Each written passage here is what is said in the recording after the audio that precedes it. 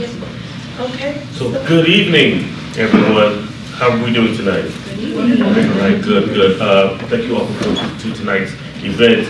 My name is Horace. I am a professor here at the College of Education in the Department of Educational Policy Studies and Research, which basically means my classes are relative to issues and concerns that focus on policy, practices, and procedures within American schools.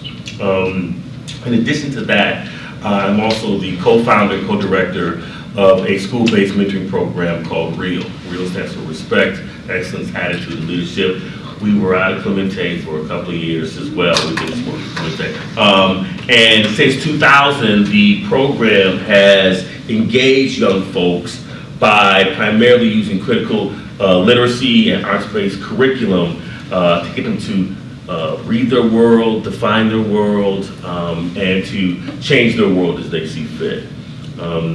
But before I introduce my co-facilitator for tonight, Tasha Robinson, I want to thank a few folks who made tonight possible.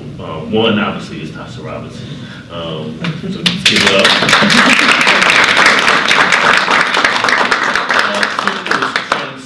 Who couldn't be here tonight, and the Advocacy, Veterans Advocacy Group, who secured this room for us. And then finally, DePaul University, who want to thank you for co-sponsoring this event. They've always been an advocate and supporter of social justice and racial justice issues related to Chicago communities and communities abroad.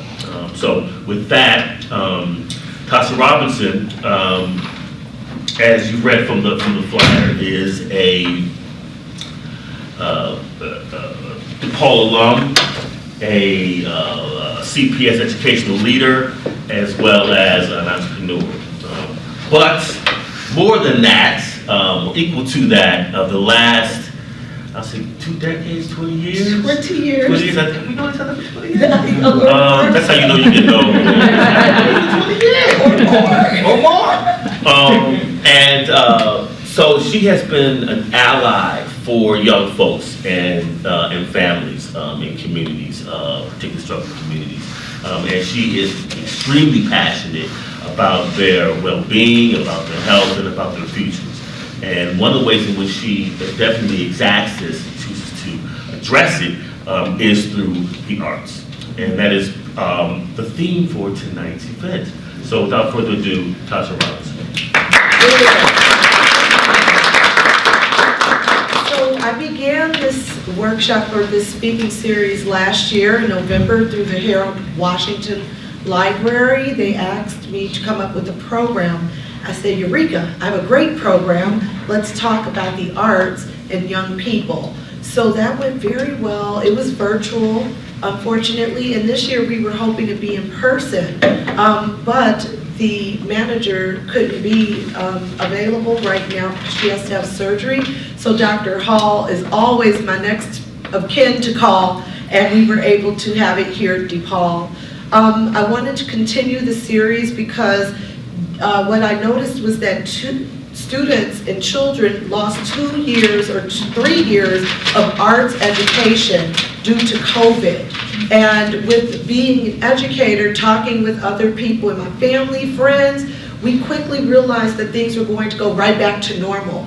And the students had no way of expressing themselves. So it was a dire need to have that conversation, to challenge adults. How will we support students?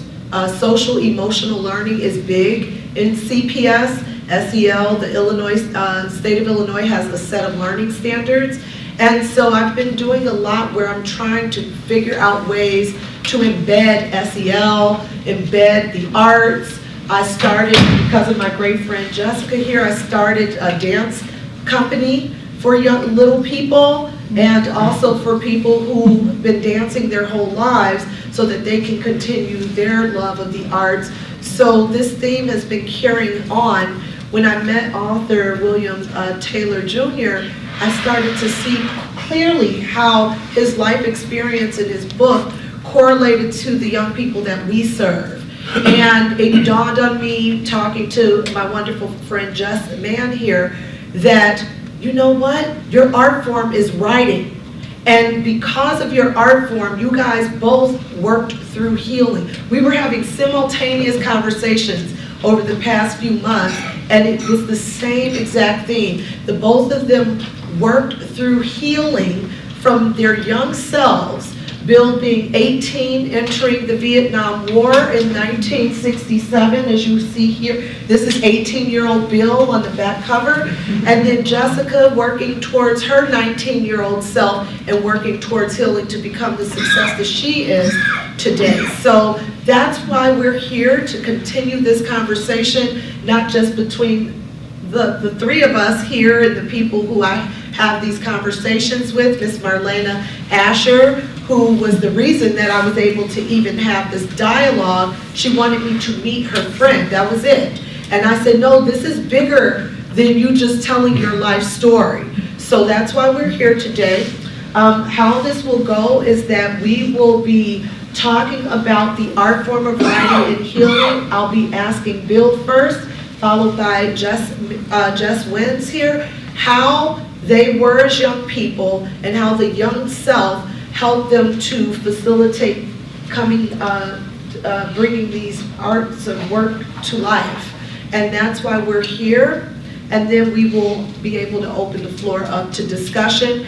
Dr. Horace Hall was my first lifeline because the course that he teaches here, he does a lot, and he's also an author. He teaches social and historical issues in education. That was the same class that I took with him at age 18, 19. So it all ties back to that young person, and then we will hopefully ignite this, plant this seed in all of you, and you will think of ways of tapping into your young self. You will think of ways how you've already worked towards healing and how we can support these young people, whether it's here in Chicago or globally. There's a way to take this conversation further. So without further ado, I'm going to introduce author William V. Taylor Jr., our wonderful United States Marine, and of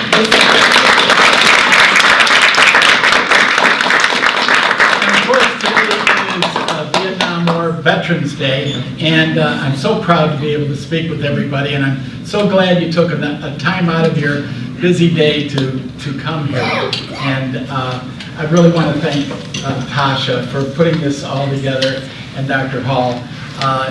And Marlena. I'd also like, we also have M.Ed back there. He's the cameraman that's going to be doing some videoing.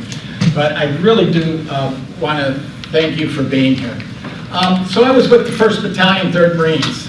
And I want to start out as a little boy. You know, that's where it all starts for all of us. We start to develop our lives, and my father was a product of the World War II. He fought with Patton, and he was in the Battle of the Bulge, and when it was going through Belgium. And I heard all the stories from other people, but he would never tell me anything. He'd never say, Bill, I say, Dad, what happened over there in Germany? What happened? And he'd say, you don't want to know. You don't want to know. And that's what happens today, even in the Vietnam War, guys. You know, you have this trauma in your life, and you don't want to you just don't think people will understand. And so when my dad wouldn't answer me, I'd just go, oh, I really want to know. I want to know what's going on. And, or what happened to him at that time in 1943, 44, and 45. So as a young child, my father came home. My mother, she was an alcoholic, and between the two of them, my dad came and he became an alcoholic. So I grew up with alcoholic parents. And there was never once I ever remember hearing "I love you" in that whole childhood of growing up. And when my mother and father got divorced, I was put into my father he didn't want me to move in with my mother. So he put me in a military school. And here I'm this little 9, 10-year-old kid going to military school. And I was physically and mentally abused in that school so bad as a little child. The people who were running it, usually young boys at that time were sent to military school because they were bad.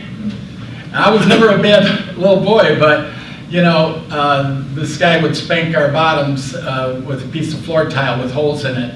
if we, maybe if a quarter didn't bounce on the bed, or there was dirt above the door, or if you were wrestling, you're 9 years old, you're wrestling and you get caught.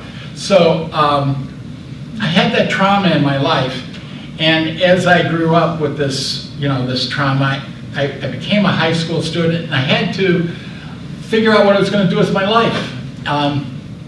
I had a vision problem that I didn't realize I had, so I wasn't able to read very much in high school. And I found it so difficult that when it came time to go to college, there was no option for me. I couldn't go to college.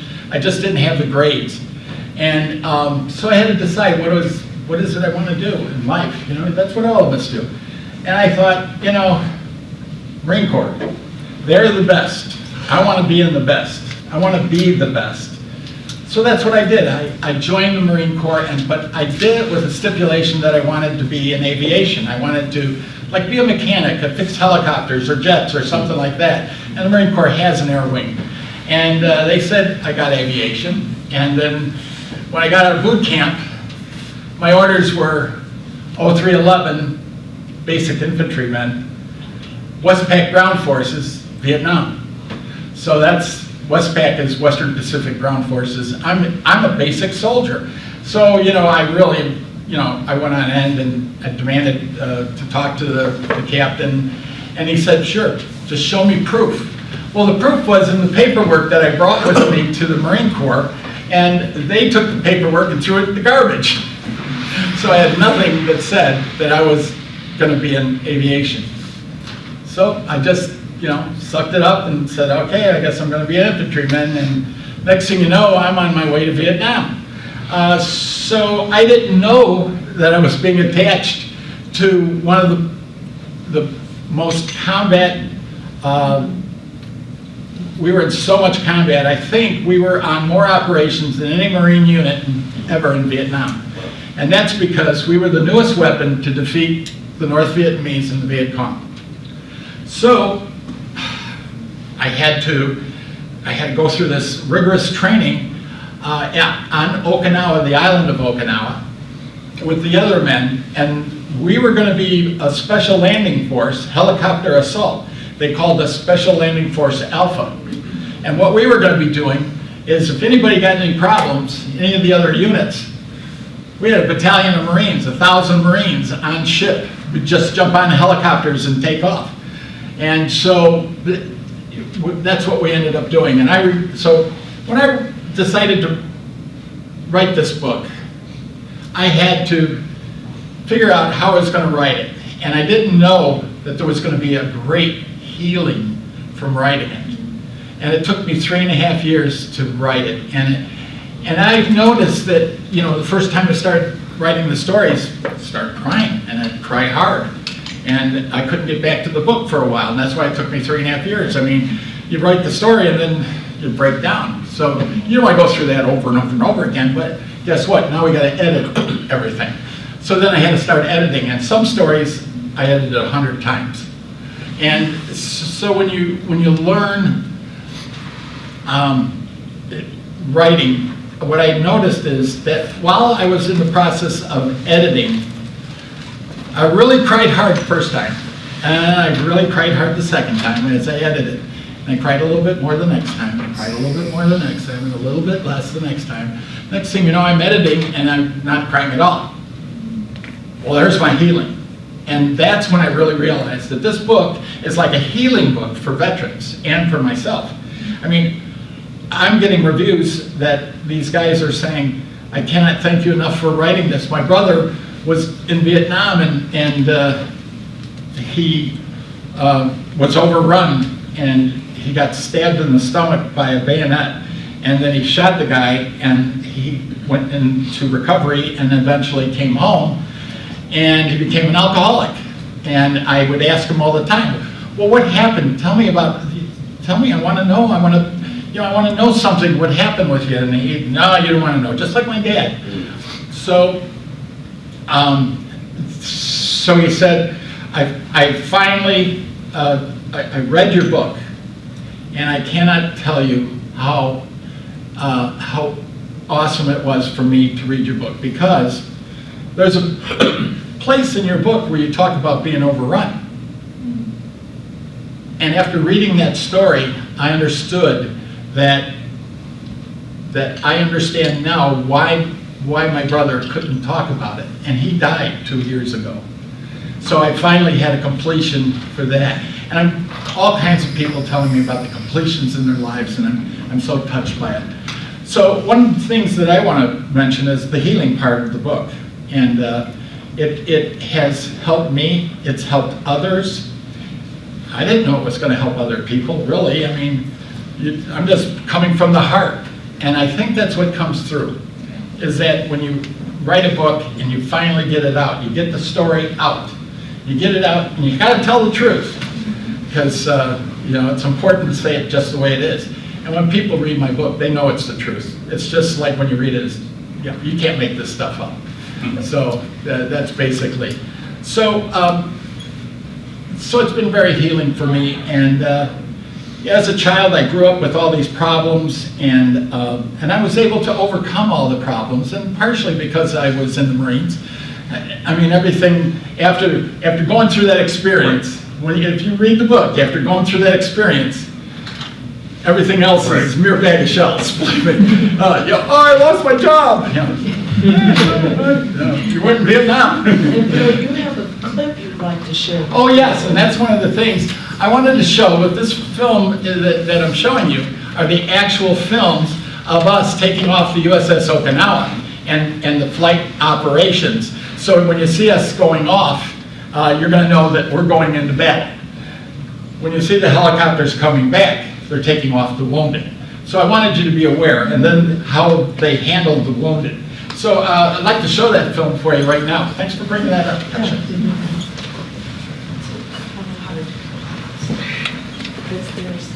Is there lights back there, Ned?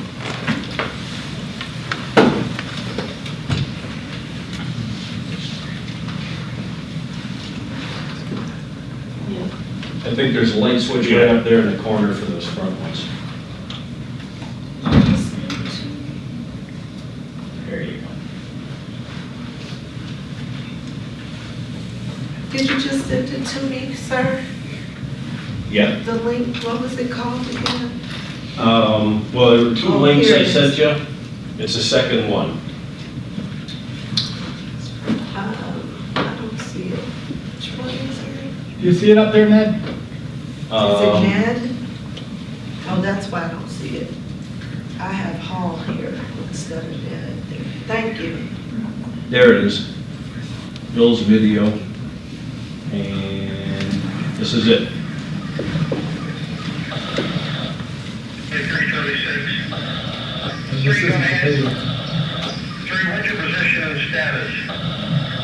6, we're 3 west of the north of Little Valley, and we have heavy movement to our north and right. 6, we have heavy contact, and they're all around us.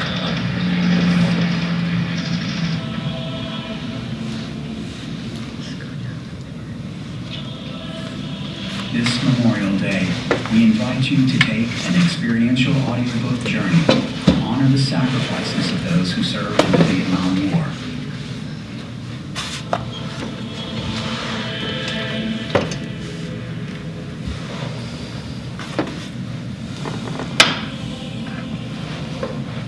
After more than 50 years of holding everything in, Marine veteran William A. Taylor Jr. shares a gut-wrenching and heartwarming story that could never have been told until now.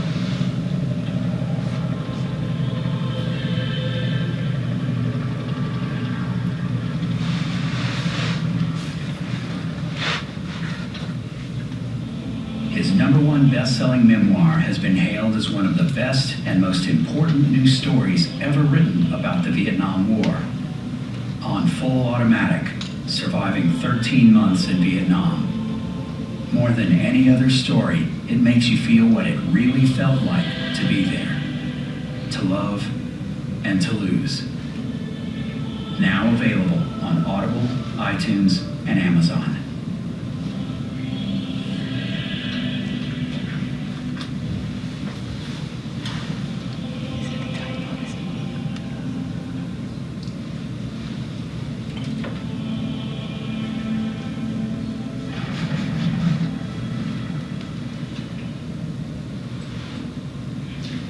So I'd like to take a second, if we can. Did anyone notice all the faces on his video?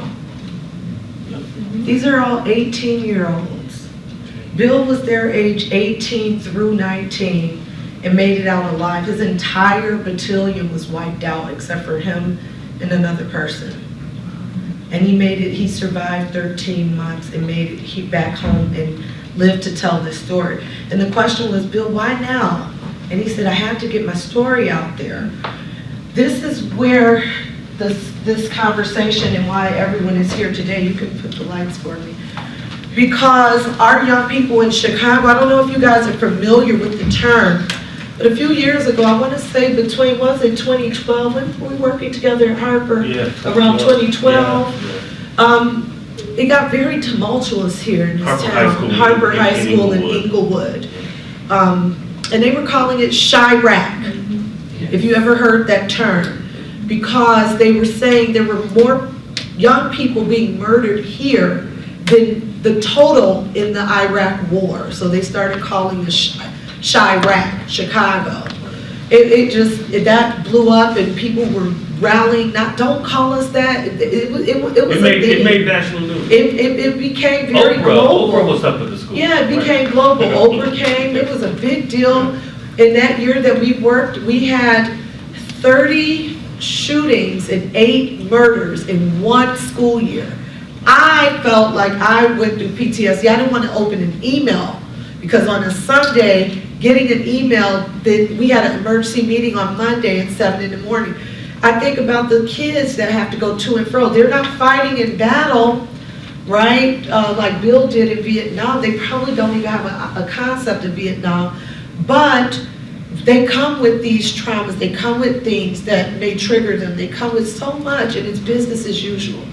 And what I cared about this series and why you guys were invited here is to really think about how we can look at the 2 lives and the 2 stories here that will be shared tonight.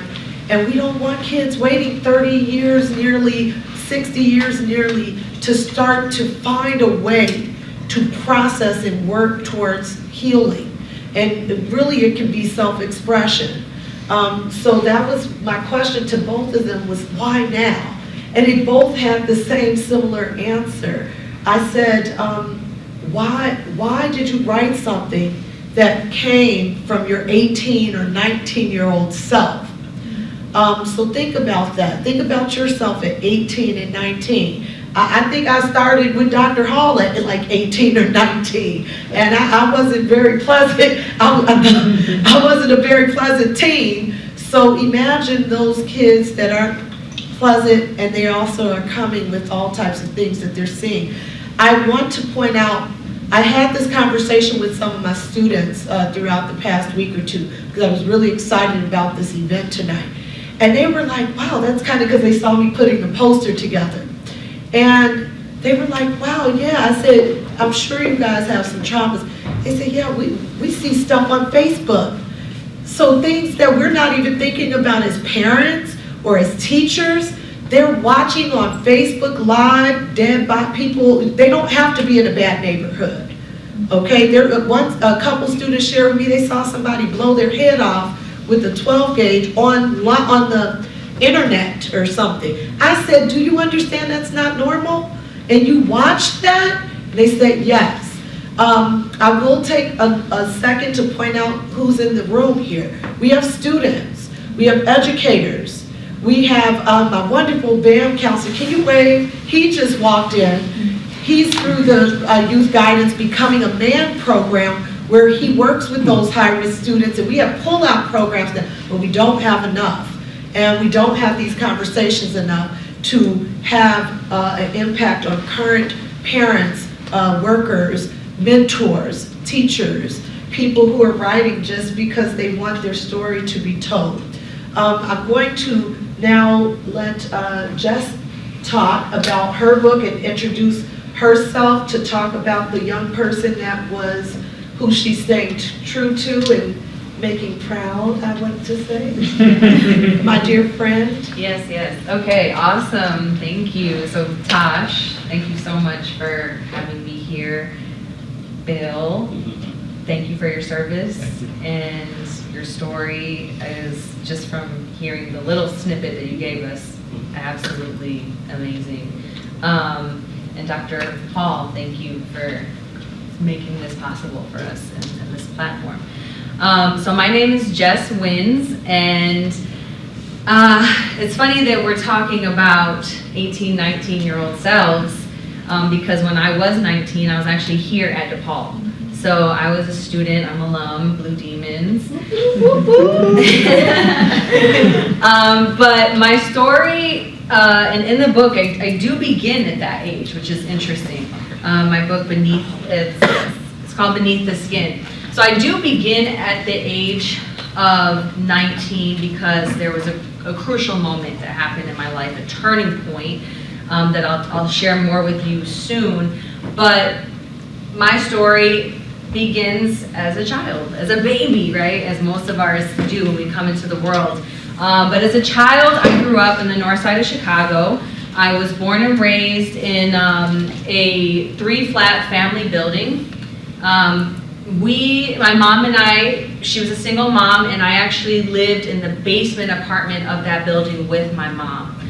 So as I was growing up, we were poor in the sense that my mom struggled a lot financially to be able to provide for us, make sure that we had food in the fridge. And so, oftentimes living in a basement with pipes on the ceiling, paint chipping, bars on the window, sunlight not really coming through, it oftentimes to me felt like a prison. I felt like I was very much trapped in this darkness. And that reflected a lot in my life. I did go to Chicago public schools. And when I say schools, it's because I went to multiple Chicago public schools. And but as growing up, because my mom worked so much, I had to raise myself in a lot of ways. And she was not only preoccupied with work, she was also would be dating different guys, and her attention was diverted in other areas where I felt like I didn't receive my mother's love, like I desired so much as a child, as you can imagine. My father was in Mexico, so he wasn't even a part of my life. I didn't know where he was, and not having a father's love and guidance, as I got older, I started to fall into not so great areas, right? I say often that I was lost, and lost with 2 S's.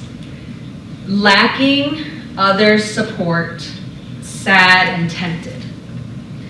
Because of my lack of support, because of the lack of guidance, by the age of 14, I was already drinking alcohol, smoking marijuana, sexually active.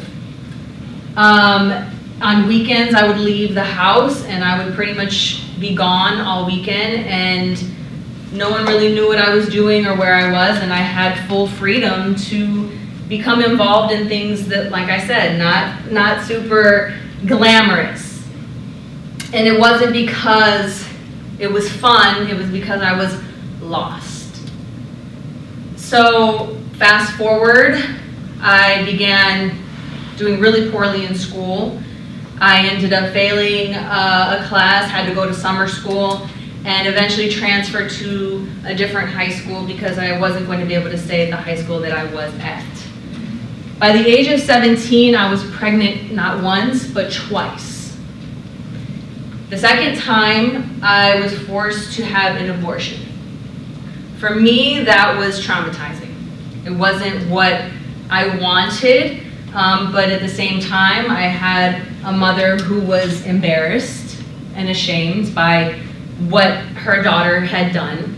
And she said, you're not going to graduate high school and you're not going to go to college if you have a baby at 17 years old. So going through all of these things as a teenager and then getting to the point where I now was traumatized by this very unfortunate circumstance in my life, I did go on to graduate high school, and I ended up at DePaul University. So it all worked out, right? Until the age of 19, where I got pregnant again. And I have a big smile on my face, because this time I got to make the decision, and I had a choice, and I decided that I was going to move forward with my pregnancy and have my daughter. And she's here today. So she's downstairs, and maybe you'll see her. The beauty of this is that she will actually be 18 this summer. So it's like, you know, we're here talking about. I'm not sure. We can have that And conversation. caveat, because of that wonderful little kid, that's how we met, because our daughters became friends. So because of that, that's how They we went met. to St. Vincent de Paul Center, This way. and they became friends, and that's how Tasha and I became friends, and we've been friends ever since as our Ever girls are since. growing up together. So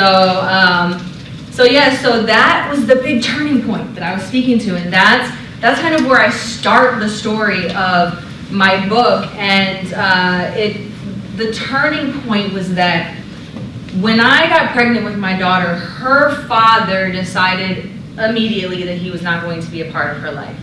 He went to this school as well, and we'd walk by each other on the street, and he would look straight past me as though I didn't even exist, as I was pregnant with his child.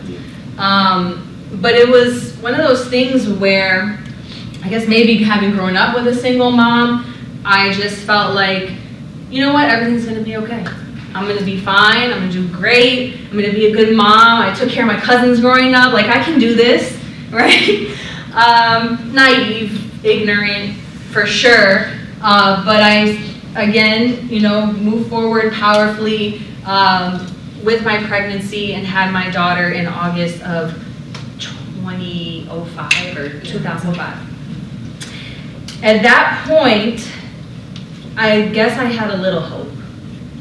When I brought her home from the hospital, I got on the phone and I called her father and I said, you know, she's born, she's here. Do you want to know anything about her? And he said no. So at that point, I'm holding her little feet. It's okay. And it was just a moment of realizing that I had continued the same cycle that I was raised in, of single motherhood. And I didn't even feel bad for myself, I felt bad for her. That I had brought her into this life without a father, and she would experience life how I did, without the love of her father in her and his presence.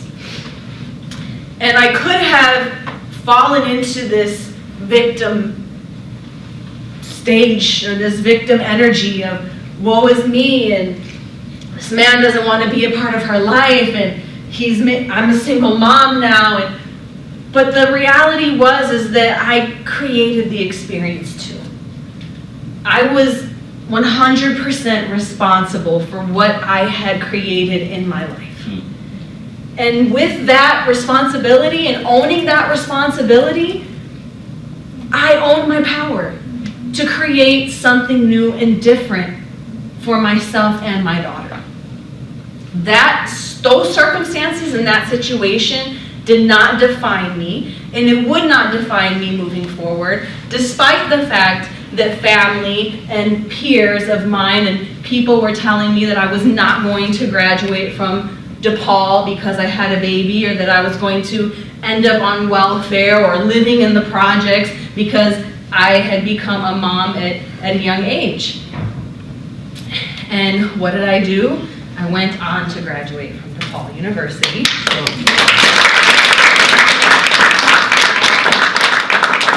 My daughter was at the graduation with me. I wish I had a picture here, because I do have one where she's fixing my my hat, my cap and gown. And so after graduating, within a couple years, I had founded a nonprofit organization.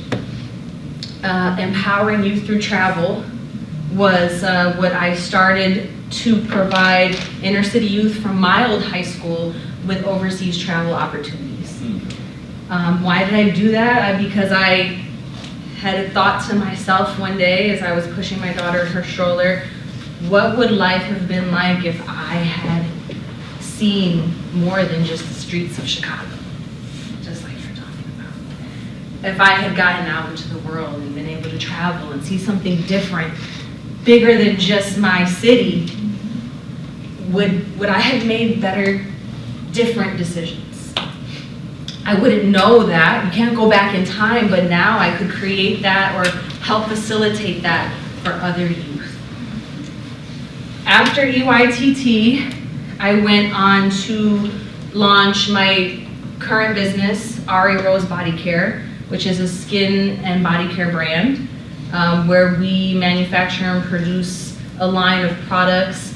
It's e-commerce based business.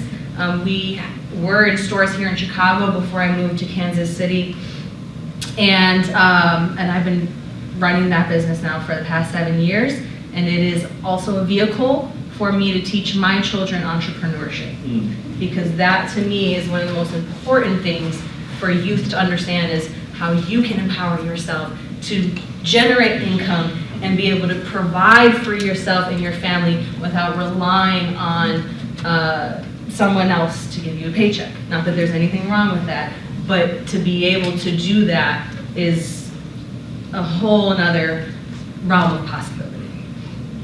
And this past year, I decided that I would move forward with publishing my first book, Beneath the Skin, where we go deeper than just the surface. And I share lessons that I've learned throughout my life that have allowed me to step outside of my circumstances and the challenges that I face and create a life for myself and my family that I can be proud of. And I dedicate it to my children, who will one day become wives, one day become moms, aunts, and just the driving force of their communities in the world. And they will have this book here to reference, because one day mommy won't be here to impart my wisdom onto them as a mom, and they will be able to always have that as a piece of me that they can use as they move forward in their life. Thank you.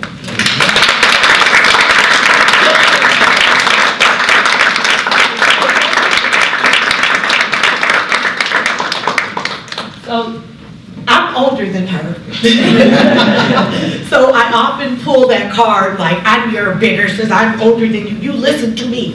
And she's like, no, Tosh. Okay, and she challenged me. She said, no, Tosh, I know what I want to do.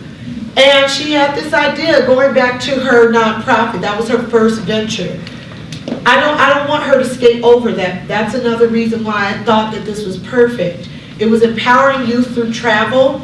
She just had this thought and said, I'm taking some kids to Costa Rica. I said, what? I don't even know where Costa Rica is. And she and I were on the playground around the corner, and we were on the swings, and the girls were tired, like, can we go home now? We're like, no, we're talking, go play. And I said, Jazz, you just go back to DePaul and get your master's, because I'm working on my master's. She's like, Tash, that's not the way. I grew up with educators. I did not have these traumas.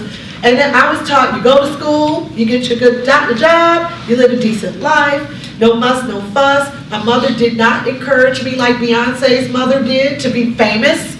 And maybe that's my trauma. I told them one day, I said, you know, Beyonce's mother and father quit their job to support her. My mom said, you ain't Beyonce. You go to school, get a degree, and you sustain a life. So I remember I did not understand what she was talking about, and I saw it. I saw her go from this, she would sometimes just have this like aloof just look, and she made these things happen that you couldn't explain to other people. You just had to kind of bear witness to it.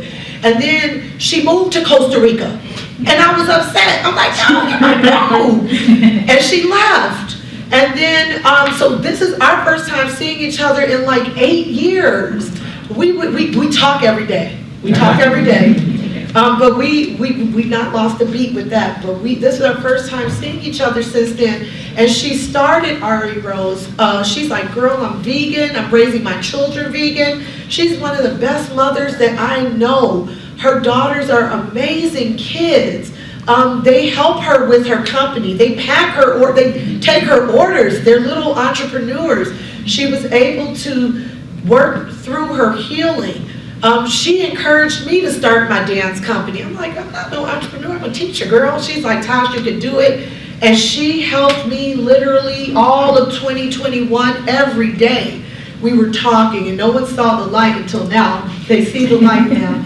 And these are the reasons why we have to take these things into account.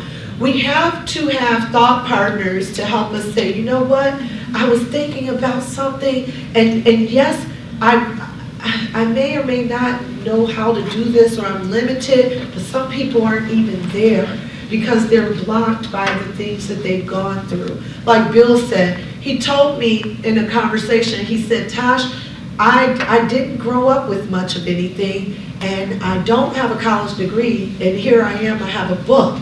I said, Bill, that's okay. I said, you wrote a book. And I think that your book, I know that this relates to the children we serve. Jessica then called the same time and said, it's done, my book is published. And I said, what is it called? And she told me and what it was about. It is about pushing through, pressing forward. I want to share a little clip about her, and then we'll open the floor up. So I have no idea what It's the YouTube clip, honey. What YouTube clip? Not the YouTube. Yeah, not the YouTube. What is it called? You know I'm getting old here. I have no idea. It's not the YouTube. It's called Instagram. Here we go. What? Instagram. The little clip. What clip? It's one of the reels, girl. Don't worry.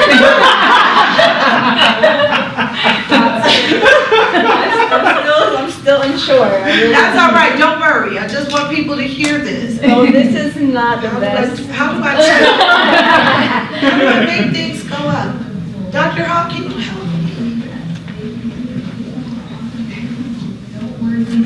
Let me do it again. Oh, gosh.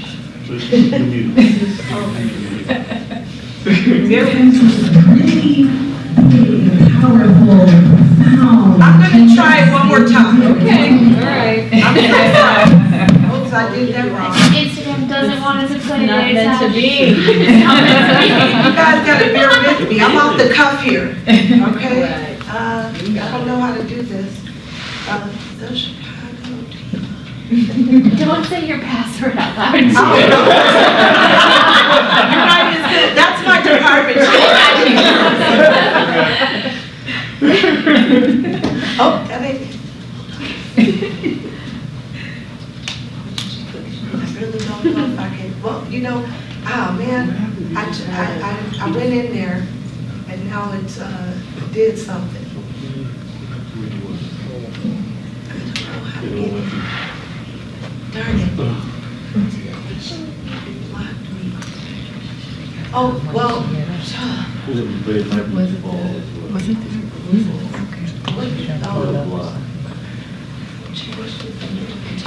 bear with me, people. Do they? It might not be worth this trouble. Well, she just wants to be spared, but she was talking about Making using history in the moment. Making- was the title of this video. your You were service. singing, you were singing. Yeah. She was Beyonce. I'm sorry, you can hit the lights. She was talking about how those are the things that we've gone through shouldn't define us and define what we are capable of doing. And honestly, talking to, I asked Bill, why now? I asked her, why did you write this book? Being an English teacher, we talk about author intent, author purpose. What was the purpose for writing this book? She shared that she wanted to have something for not only her children, but other young people to have, to know that you are bigger than your trauma, you're bigger than your circumstances. And someone asked her, she released her book on Sunday, did she dig deeper into telling like her vignettes of her story? She said, I didn't really go there. Bill said the same thing. They could have gone real deep. Well, it all started in 19, they didn't do that. But they do let you get enough information to know that they were young people. And again, I want to emphasize the fact that we shouldn't wait to acknowledge that young, old, no matter what your culture is, your socioeconomic status, we all have things that we're working towards healing. And for some reason, I don't think that people put enough emphasis into the art form of writing. It is an art. And even if you write a haiku, a 7-line poem, writing is an art form. And dancing is an art form. And making music is an art form.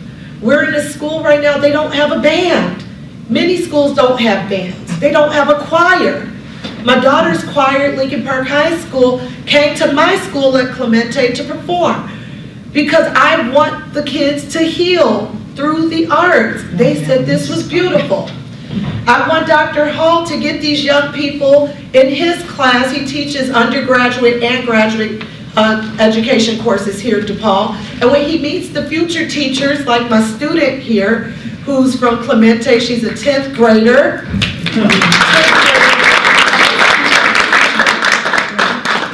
I don't want these conversations to be the first time that they're considering all the things that come with impacting young people we're responsible for. And just a little caveat, I invited her, not only because she wants to be a teacher, she's not even my student. She's Mr. Save, raise your hand, sir. She's his student. I stole her from him for tonight. And she created for her personal project in the IB International Baccalaureate Program. As a 10th grader, they have to do a personal project. Everyone around the city who's in IB, around the world, who's in the 10th grade, has to do a personal project they work on the year. She created a database for teachers. It's right here. Teachers deserve more than apples. That was her personal project she worked on all year, where she created a database where she wants to provide resources to teachers. I told her, this is not a personal project. You keep working on that. And now she's working with the University of Chicago, the consortium who's conducting research, my career, 20 years here, and they're interviewing her. So I invited her so she could take this back to her interview.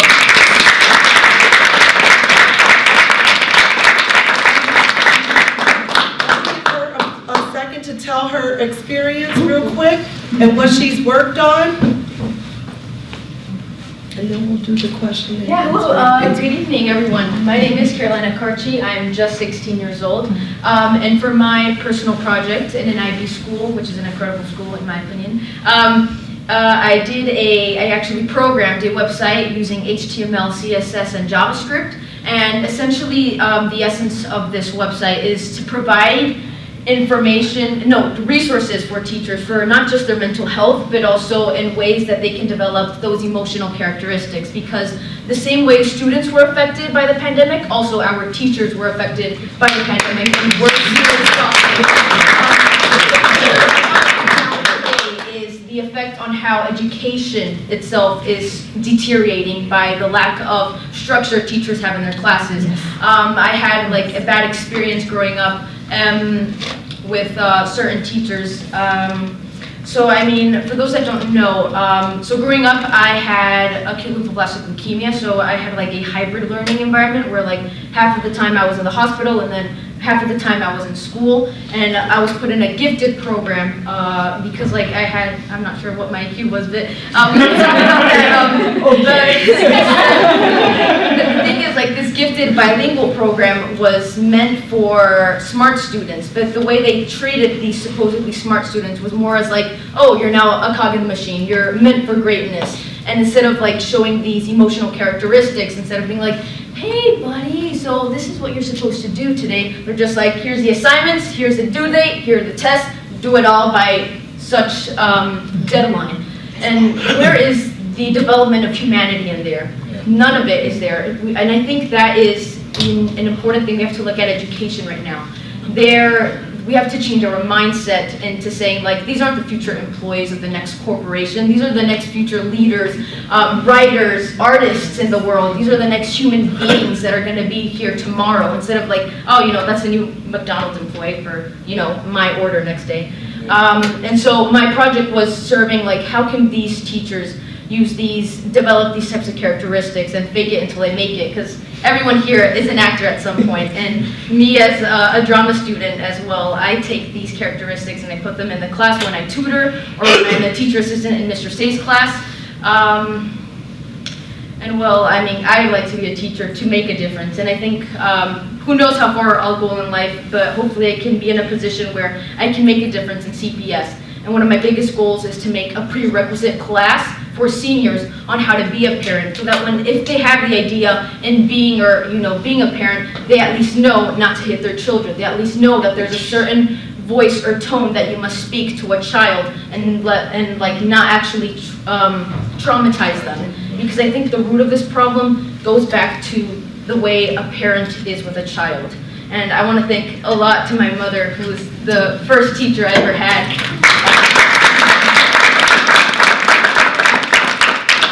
Example of what a good student, of the result of a good student and a good teacher.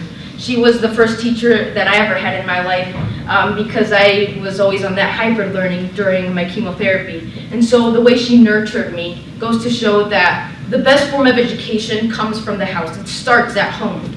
So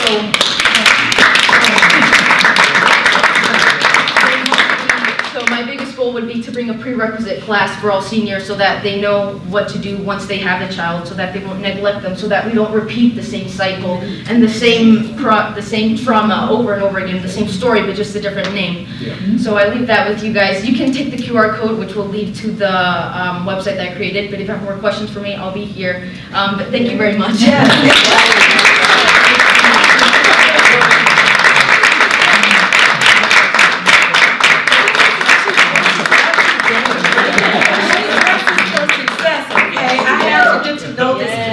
And I just walked by her board, and there was another student who couldn't make it today. Amazing kids. These are who we serve.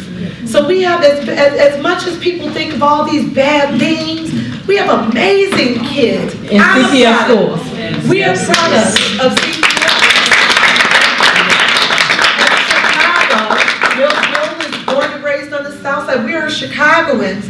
But this is not just our story. There's stories of other kids in other settings, and just what happened with the private school in Nashville, right? So it's going beyond urban. There are things that need to be addressed with people, not just young, all of us, and we have to consider that. And in my mind, the arts will help to heal. And that's my piece. Thank you.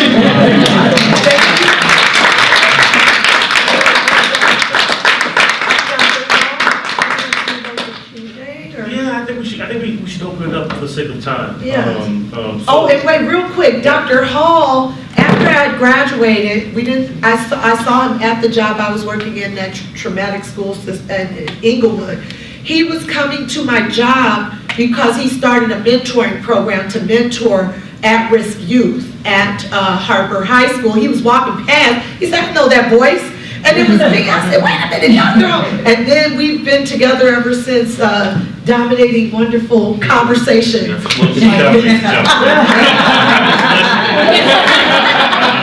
why it's wonderful. So But we are healing each other. I mean, that's conversation, right? That's what, especially if you work at CPS, y'all, like, you need someone to talk to. You can't just close your door and start teaching. And a lot of our young people are coming to schools, and they don't cross the threshold of the school and leave their needs, issues, and concerns outside, right? They bring them into the classroom with them. And I think it's so important to have conversations with them as much as possible to bring humanity back into the classroom, which is just sorely lacking in many of our public schools and private schools as well. So, but let's open up to any comments or questions that you might have for our authors tonight. Don't be shy. Thoughts. Yes, please. Tell us your name and. My name is Bryant Housley. All right. So, in both of your books, you talk about the trauma and you also talk about healing from the trauma, right? I don't want to overlook the things in the middle, like how exactly you transcended that, because you said something pretty profound that you were one of 2 people that survived in your battalion. Well, what it actually was is the platoon. Mm-hmm. The platoon has up to 50 men in it, and there was 7 of us left at the end of the day. Everybody else was wounded or killed, and that is hugely traumatic because the battle started early in the morning, about 8 o'clock in the morning, and it didn't finish until 3 o'clock. So I was totally trapped in a rice paddy all this time, seeing guys getting killed all around me, and so it's very traumatizing when you go through something like that. But there was a lot of battles that it was in. Being overrun is one, and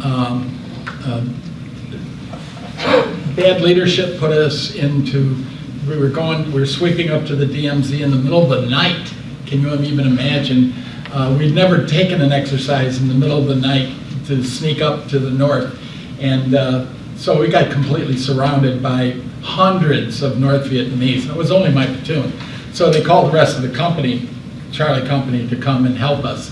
And so that was another big traumatic event. And then Operation Buffalo was in the DMZ. Just, you can't even imagine what it's like to be in a barrage of like hundreds of missiles being sent down on you, artillery shells, mortar shells, and you can't imagine how scared you are. And then when you come out of your foxhole, your pack is loaded with all kinds of shrapnel.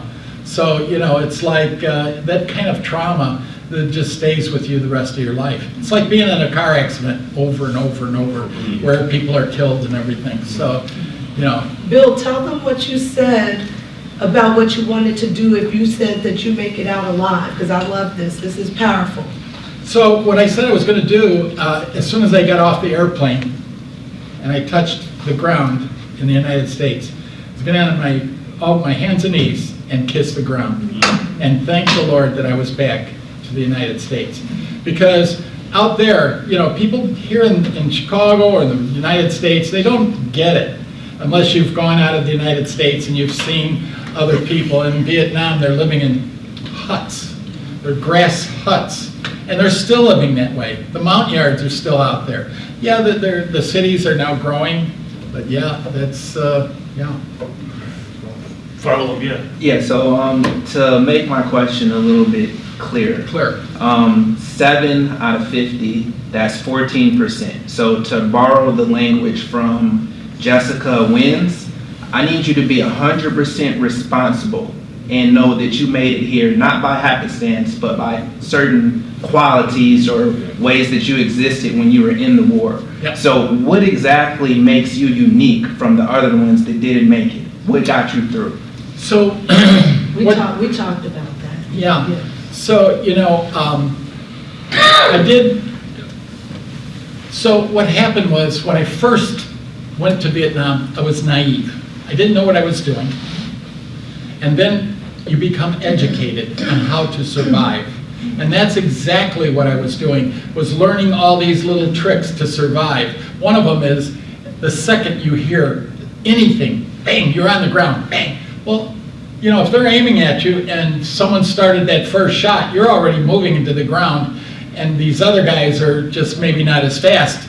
So what you learn is how to survive, and you learn to have a sense about, wait, there's something not right here. You know, like Dirty Harry, when he was in the movies that he put out, he always had a sense about something's not right here. And that's what we found out in Vietnam. Things were not right. But I also had a little angel on my shoulder. And that angel on my shoulder said, when you go back, you're going to be writing a book, and I'm going to take you back there. I didn't know it was there. And then in my last battle, just before that battle, we kept on getting hit with mortar shells over and over at the same. We would sweep up to the DMZ, and the mortar shells would come in. I knew the hole I was going to jump in so that I wasn't going to get hit, and then they would walk them in on you. And so it's like a thunderstorm coming at you. You hear it in the distance. And then all of a sudden, now it's on top of you. And that's the way a mortar barrage is. And I remember that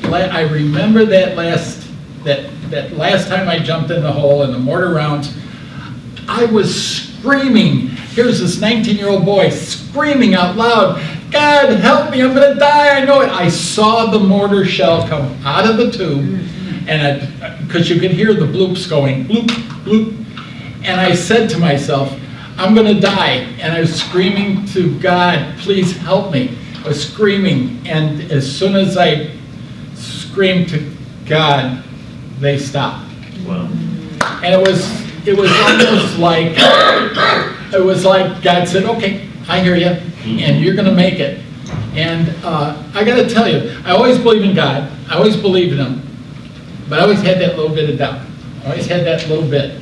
And when I realized by being in the battlefield that once you're in that hole and you're screaming for your life and that happens, you always wonder that little percent if there is a God. You might be wrong, all these other people are telling you. But when you go through that, at the moment of my imminent death, I realized that there was a God. Because who did I turn to? The moment of my death, I'm thinking I'm turning to God. And He allowed me to survive. And that alone is so powerful that you really understand that there is a God, and that, you know, and then part of, you got to make a difference in people's lives. And I was a really good soldier in Vietnam because I didn't treat people with disrespect ever, especially the older ones. I was probably one of the only Marines that I would actually bow to the elderly because I knew that they demanded respect and needed respect. And so that didn't happen with the other Marines. Marines are over there just to, you know, fight a war, and if you dare try to do anything, I'll kill you. And, you know, that's the way you're taught in order to survive, especially in combat. So, yeah, I don't know if that answered your question. Much better, I appreciate that. Yeah. I mean, I guess I have a similar question, or just carrying on that question is, I mean, I guess thinking about how you guys both got to this place as writers, having been through these moments or these times of trauma, I mean, during those times, were you readers? Like, did you spend a lot of time, like, did your writing come out of reading that you guys have done? No. Or is this something that has just... So, I always knew, and it's okay if I go first. Please. I always knew I was going to write. I always been saying, I'm going to write a book. I'm going to write a book. And I kept the notes going all the years that I waited until I finally retired. And I kept those notes, and I kept all of them about all the battles and all the stories I wanted to tell. Then one day, I was talking to some guy, and I told him, I said, you know, I'm going to write a book about my experience. And he laughed at me. He goes, yeah, right. You know, I'd been telling him that I was going to do it for a long time. That's when I realized I had to either poop or get off the pot. I knew it. And so I just started writing the stories, and the first story was about a baby. That's the most traumatic story in my life. In the book, believe me, I'll bring tears to your eyes because it's so heartwarming. But the point is that I wrote that story, and then I set it down, and then I needed to get some context about how I'm going to structure this book. So as I started writing the stories, I realized I'll talk about my tour.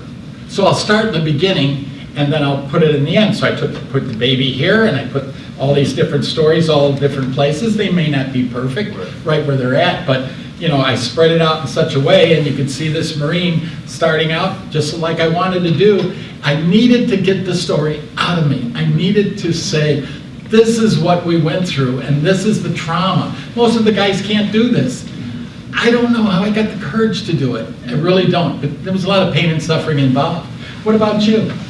Yeah, so actually, as a young girl in elementary school, I did write. So I was like a creative writer and enjoyed creative writing, but it was fictional. So I would come up with like actually kind of sad and depressing stories, but they were stories nonetheless. And I realized at that point that like, okay, I kind of have a little bit of a talent here, but it wasn't something that I pursued, and especially not to knock traditional education, but going in school, that wasn't really facilitated, especially when you're like writing research papers, things like that. So I felt like as I got older, my creative writing skills ended up going away. I didn't continue with it.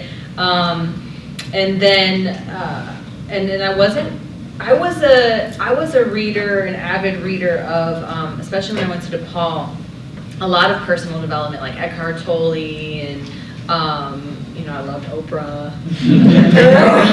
She gave me so much hope, and you did. So I read a lot of like personal development books to support me in my journey, right, as a young mom. But it wasn't until I was living in Costa Rica with my 2 daughters, and I was by myself there, and I was in a state of darkness. A lot was coming up for me at that time. I always say, like, don't be fooled by palm trees and oceans, because you can still be depressed in paradise. And so it was at that time, which was about almost 8 years ago now this summer, that I began having all these downloads.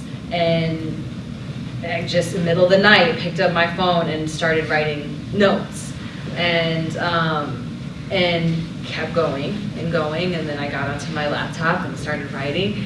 And I just realized that what was coming up for me was this realization, almost like this through line in my life of overcoming and coming out on the other side, and overcoming and coming out on the other side, and circumstances not defining who I am, and being able to transcend the place that I was at, or the perception others had of me, or the statistics or strikes on my back that I had, or the cards that I was dealt, and continuing to keep pushing.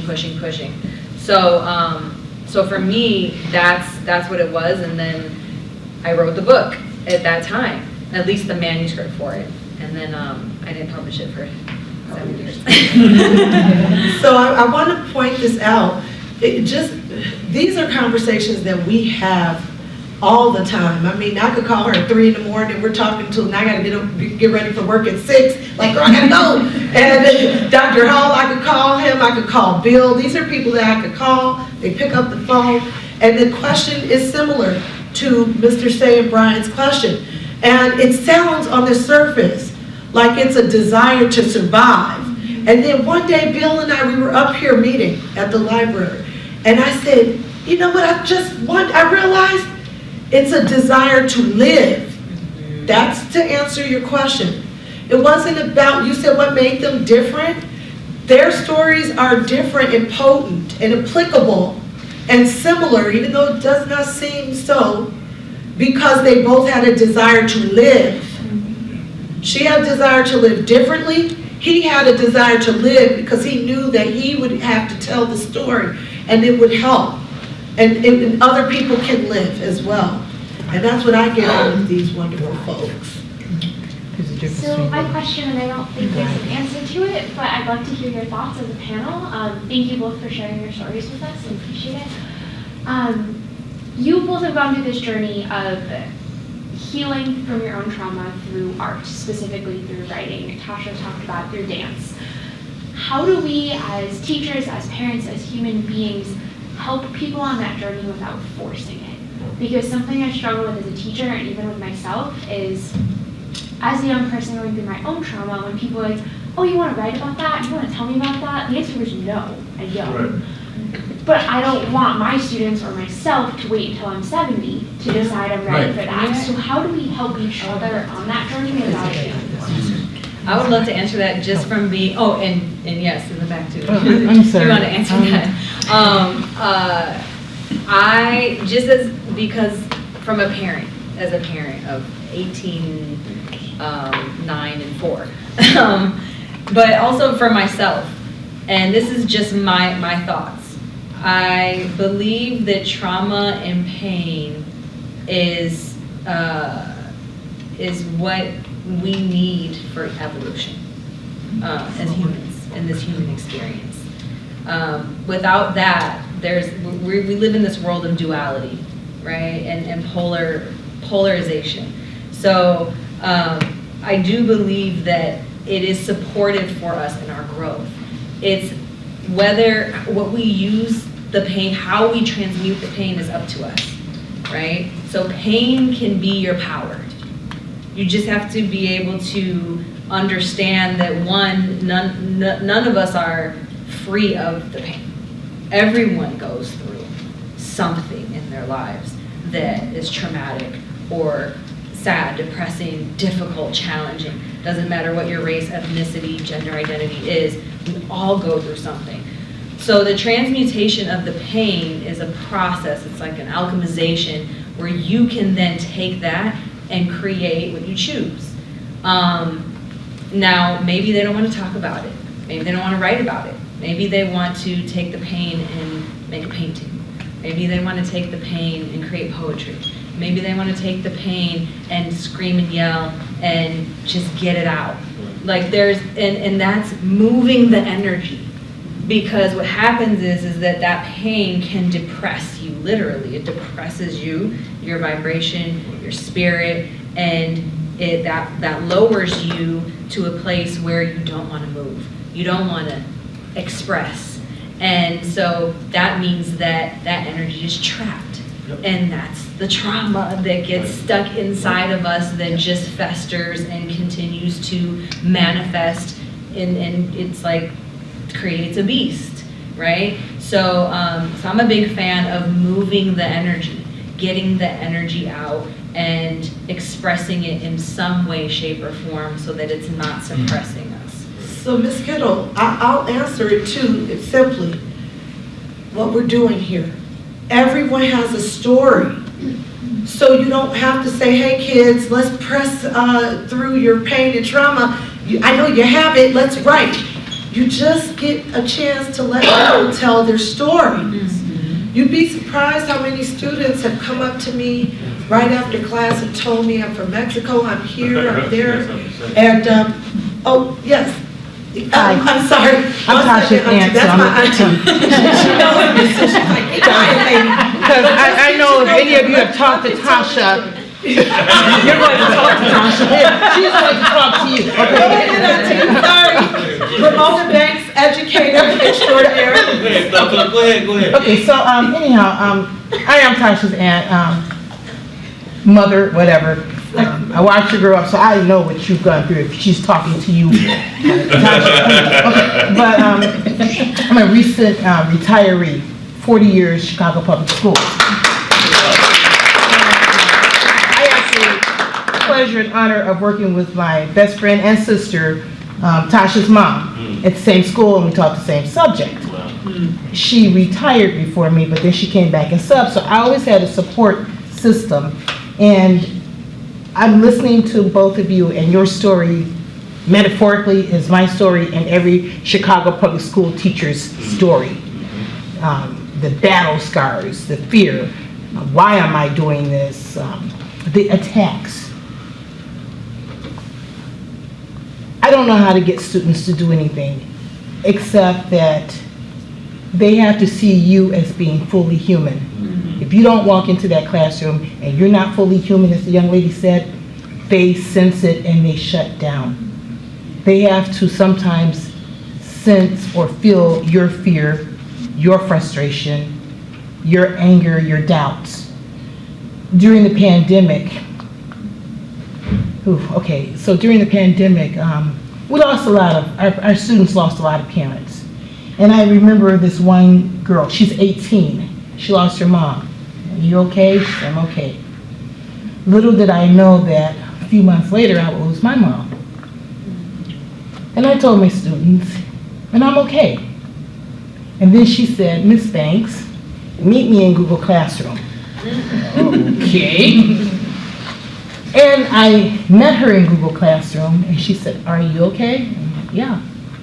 And we had this conversation where she became the person who was leading me to healing.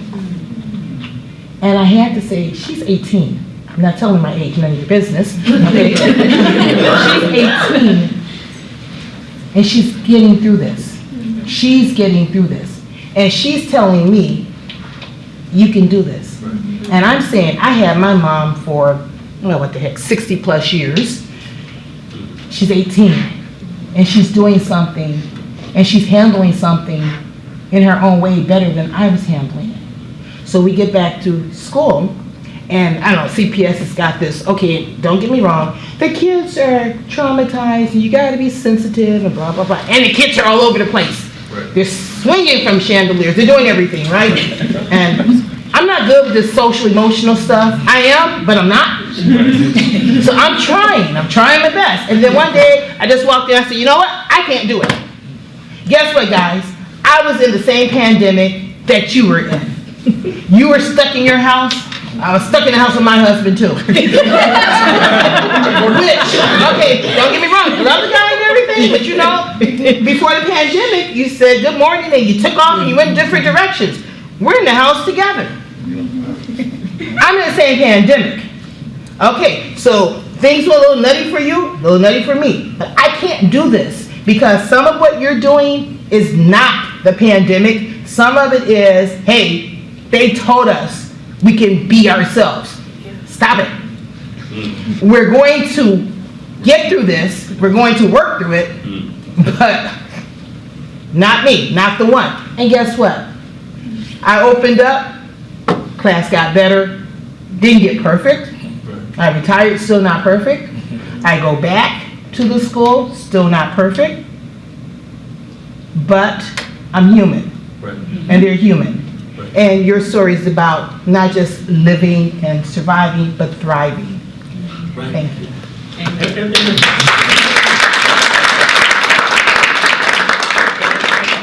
Because I think the theme that I see that is throughout everyone's comments is creating a space, a humanistic space, and schools don't do that, right? Schools create spaces of accountability, right? Create spaces of machination, right? And so young folks are in these spaces and they're traumatized because they're coming from traumatized spaces. And so they're sitting there and they are silenced and they're suffocating. And you know, in Harper High School, there was in the program that I was working with young folks, then you could see the symptoms of traumatized kids. And they, I mean, the slightest boom, the slightest sound, and they are jumping, right? And they're not going to open up. They're going to force it down and keep pushing it down because the space is violent. The classroom is violent. The hallways are violent. So the space itself has to be deconstructed and reformed, right? If young folks don't want to write, if they don't want to talk, that's fine, right? But they can't sit in a violent space and heal. That's not going to work. So the conundrum is how to create that space, and that is, for me, that's the struggle, and that's the everyday work, right?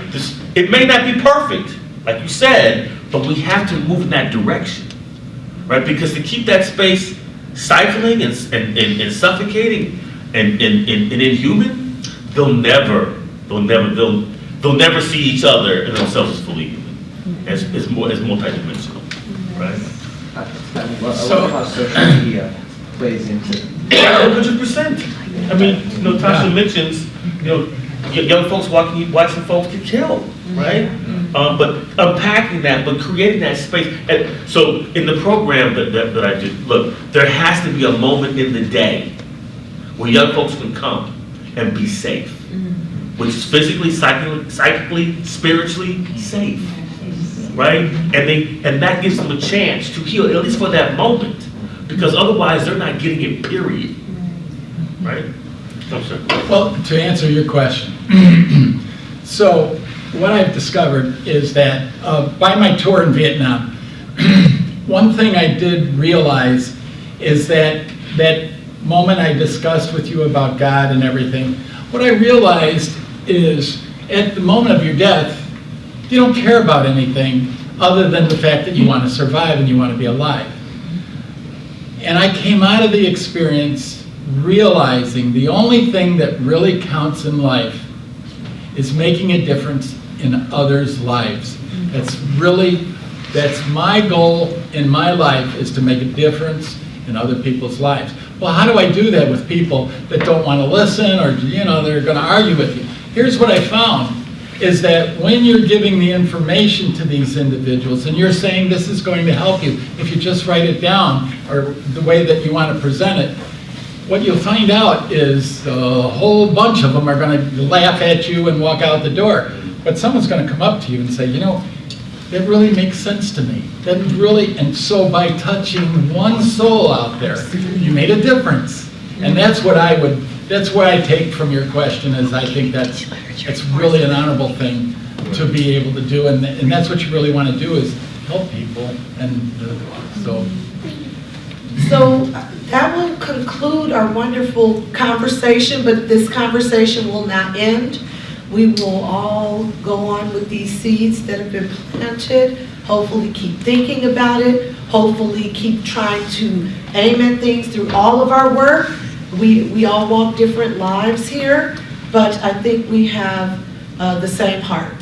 And I want to thank everyone for joining and give time for people to do some meeting and greeting. So thank you guys for helping us.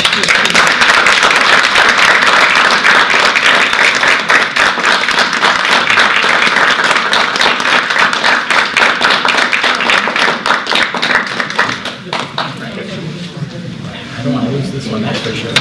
And anybody who would like a copy of On Full Automatic, I'll inscribe it for you. I've brought plenty of books, so yeah. What do you want, man? Great.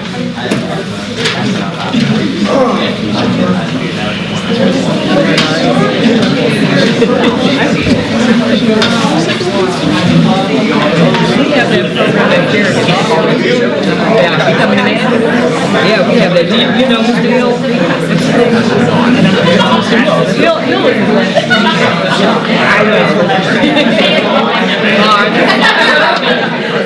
Oh, okay. You're at where?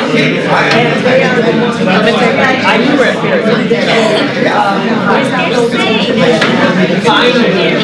Fair.